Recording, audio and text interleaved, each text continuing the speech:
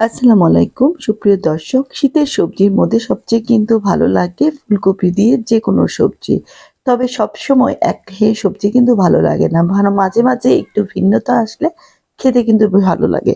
আজকে দেখাবো ফুলকপি দিয়ে মজার একটি আইটেম, একটু ভিন্ন টাইপের কিন্তু খেতে ভীষণ ভালো লাগবে।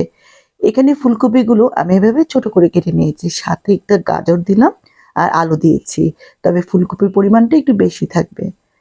তারপর কড়াইয়ের মধ্যে আমি দিয়ে দিলাম ২ টেবিল চামচ তেল, তাতে দুটো পেঁয়াজ কুচি দিলাম। পেঁয়াজ কুচিটা একটু বেশি দিতে হবে। তারপর দিয়ে দিলাম দুটো কাঁচামরিচ। কাঁচামরিচ দিয়ে একটু ভালো করে ভেজে নিচ্ছি। কাঁচামরিচের এই ফ্লেভারটা কিন্তু ভালো লাগে ভাজির ক্ষেত্রে। যখন একটু পেঁয়াজটা নরম হয়ে আসবে, তখন এর মাঝে দিয়ে দিব ১ চা চামচ পরিমাণ আদা বাটা। আদা বাটাটা দেওয়ার পরে আমি একটু নেড়ে একটু ভেজে নিচ্ছি।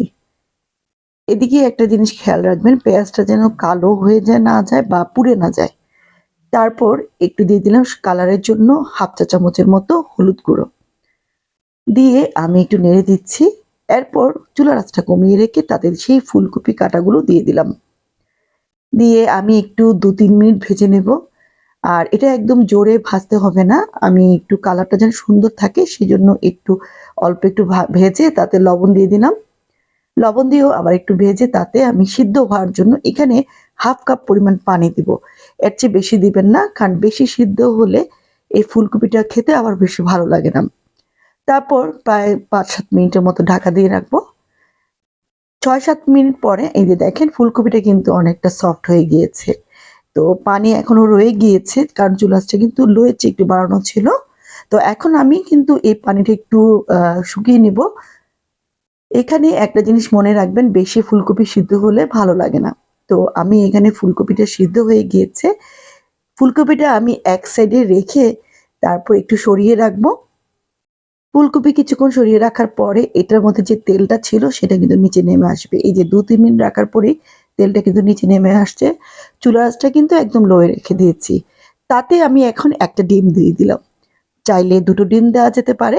কিন্তু একটা ডিম দিলাম, উপরে একটু লবণ দিয়ে দিলাম।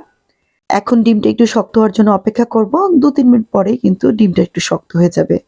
যখন এরকম শক্ত হবে তখন এটা আমি ফুলকপির সাথে এটা মিশিয়ে নিব। আর এটা আসলে ভীষণ ভালো লাগে খেতে। একটু ফুলকপির সাথে একটু ডিমের ফ্লেভারটাও খেতে মন্দ লাগে না। যেহেতু আমি এখানে আদা বাটা দিয়েছি আর পেঁয়াজ কুচি তো আছেই। তারপর আমি দিয়ে দিলাম ৪-৫ টির মতো কাঁচামরিচ। এই কাঁচামরিচটা লাস্টেই দিবেন। আর এদিকে আরেকটা জিনিস খেয়াল রাখতে হবে, বেশি নাড়লে কিন্তু ফুলকপিটা ভেঙে যায়। তো আমি একটু নেড়ে দিচ্ছি, ডিমেরটা মিশিয়ে নিলাম ফুলকপির সাথে। কারণ এটা সিদ্ধ হয়ে গিয়েছে আর আমাদের ভাজিটা হয়ে গিয়েছে।